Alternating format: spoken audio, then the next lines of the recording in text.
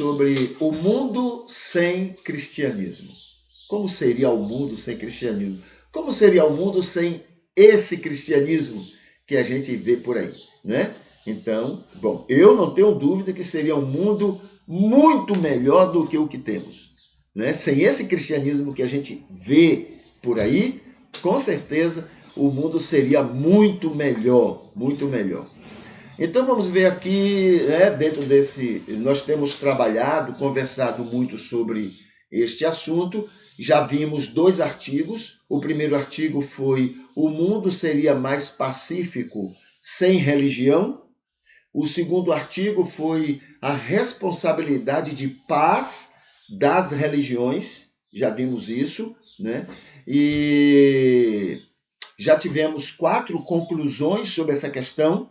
Então, a primeira conclusão é que toda religião ela é neutra, ela nem é boa nem ruim em si mesma, tá? A religião em si, ela é neutra. Toda religião é formada por trigo e por joio. Aí sim, o trigo pega a religião que é neutra e usa para o seu bem e para o bem do coletivo. O joio, que, não é, pega a religião que é neutra e usa para o seu mal e o mal do coletivo. Tá? Então, quem faz a religião ser boa ou ruim não é ela em si, mas quem faz parte dela. Tá certo? Então, a terceira conclusão é o que a Bíblia diz.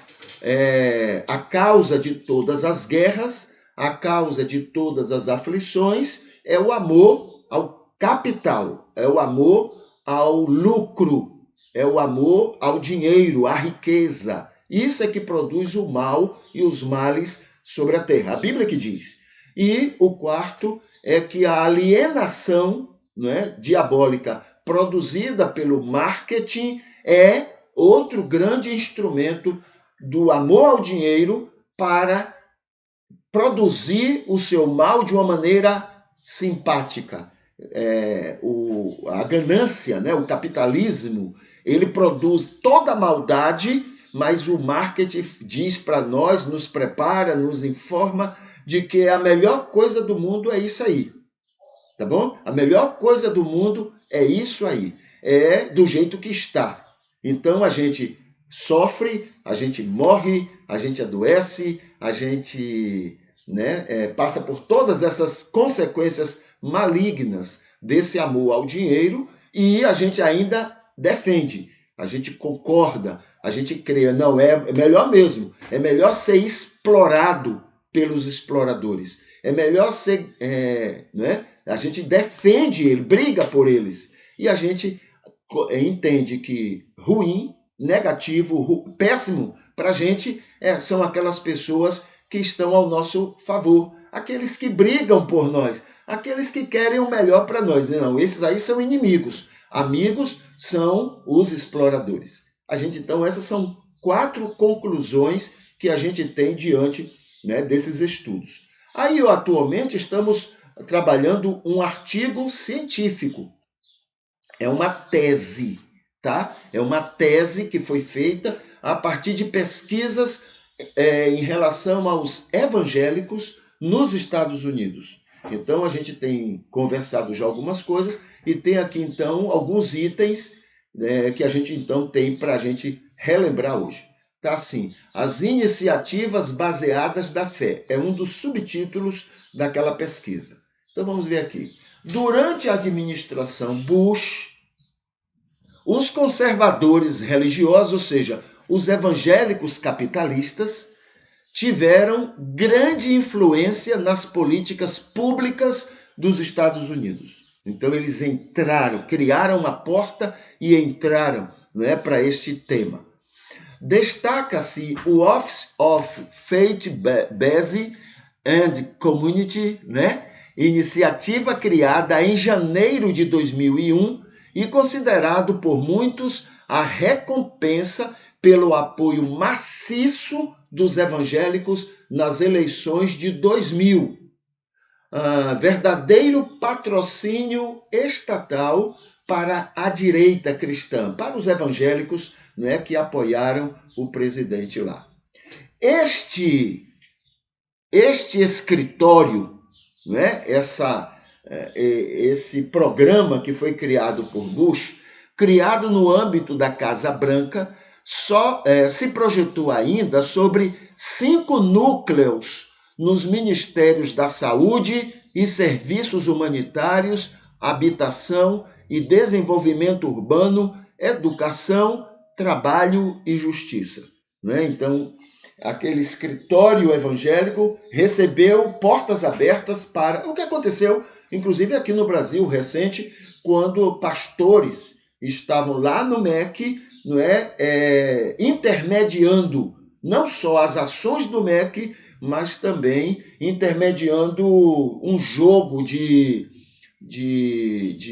interesses, né, onde era cobrado alguma coisa para que eles intermediassem, para que as cidades recebessem dinheiro lá do MEC. Mesma coisa. Veja que a história se repete, e tudo ligado a evangélicos. Né? Tudo ligado a evangélicos. O 4 diz assim, criou-se assim um mecanismo institucional que permitiu a projeção de organizações religiosas através de projetos voltados aos serviços do bem-estar social. Aí o comentário que tem aqui diz assim, são sempre 2 grandes objetivos, né, dos evangélicos lá, cá e em todo canto. É impressionante como essa influência é poderosa. Em todo canto, né? A maioria, digamos assim, do joio evangélico tem esses mesmos objetivos. Primeiro, obter influência e liberdade para tirar a liberdade dos outros sob o nome de Jesus. Tá? Então, a ideia queremos liberdade para tirar a liberdade dos outros. Né? Todo mundo tem que crer como a gente crê, tem que agir como a gente age, tem que fazer o que a gente faz, não pode fazer o que a gente não faz, então é proibido. O trabalho é esse, obter liberdade para tirar a liberdade dos outros. Em todo lugar é assim, aqui no Brasil é assim, não é? Os evangélicos querem poder para poder tirar poderes dos outros. Né? Mesma coisa em outros países. Segundo, obter e usar muito dinheiro para defender o capitalismo como bênção de Deus, usando a democracia como meio a estes 2 objetivos. Tá bom? Então, esses são os 2 grandes objetivos que eles têm. A gestão Bush diminuiu barreiras regulatórias e aproximou a sociedade civil religiosa do governo federal, facilitando o acesso a fundos públicos de contribuintes. Então, muitos dos fundos financeiros que o governo juntava, ou por lei tem que juntar para resolver algumas dificuldades, os evangélicos começaram a ter acesso a esses fundos também. Tá bom? Sempre grana, sempre dinheiro, entendeu? Sempre benefícios. É um negócio, né? O joio ama isso. Tá bom?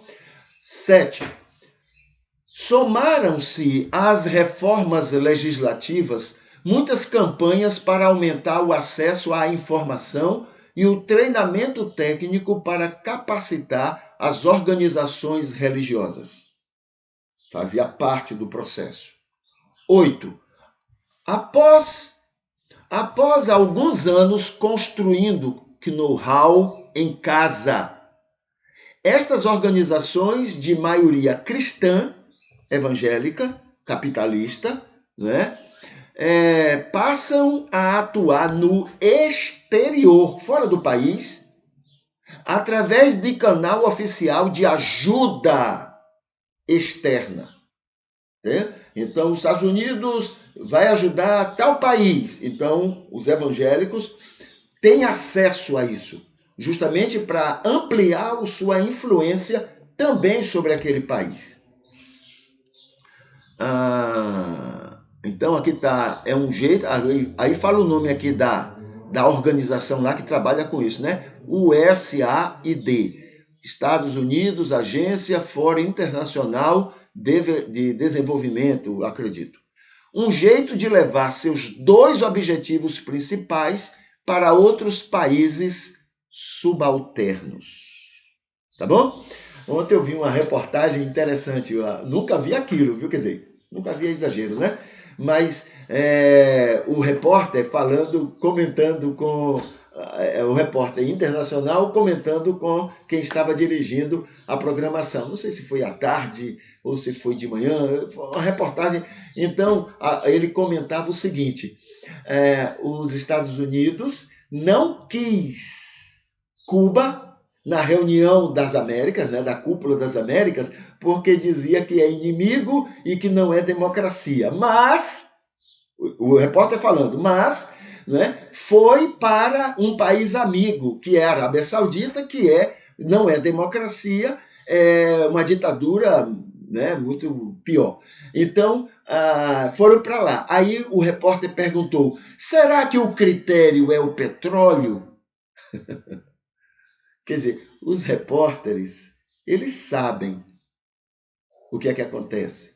Eles só não podem dizer. Eles não conseguem dizer porque os patrões não deixam. Então, esse negócio de liberdade de imprensa é mentira, não existe. Existe liberdade para os donos da imprensa. É liberdade para os donos das mídias. Não é liberdade de imprensa. O repórter não pode falar tudo o que ele quer. Entendeu? Esse que ele falou ontem é uma coisa extra. Não existe isso. Ele mesmo, em outros momentos, nunca disse isso. Pelo contrário, ele defendeu, né? É diferente. Cuba é uma coisa, né? A Arábia Saudita é outra. Ele mesmo disse. Mas aí ele soltou essa. Não existe liberdade de imprensa. Existe liberdade para o dono, para os capitalistas, donos da imprensa. Porque o jornalismo não pode dizer tudo o que ele sabe que poderia dizer. Entendeu? Então a gente tem que estar atento a isso, porque para não ficar nessa ideia de que, né, o jornalismo tem que ter liberdade. Não, o jornalismo não fala o que deveria. Ele fala o que o dono da imprensa manda que ele fale. É só tanto que eles leem só. Não pode fazer outra coisa. Tá bom? Ok. E mais aí estamos falando, né, dos nossos irmãos americanos, né, o que são capazes de fazer. Sempre fizeram. Sempre. Essa pesquisa aqui começa no começo do século passado. E até hoje, essa é a influência, porque eles têm dinheiro e voto. E os líderes evangélicos lá, né, parece que só lá, né, os líderes evangélicos têm o domínio sobre o voto dos evangélicos. Os evangélicos são como que um verdadeiro rebanho cego, surdo, que segue o que o líder manda fazer. Tá bom? Então, com esses poderes, aí os presidentes têm que se submeterem. Esse presidente aí dificilmente vai ser reeleito. Dificilmente.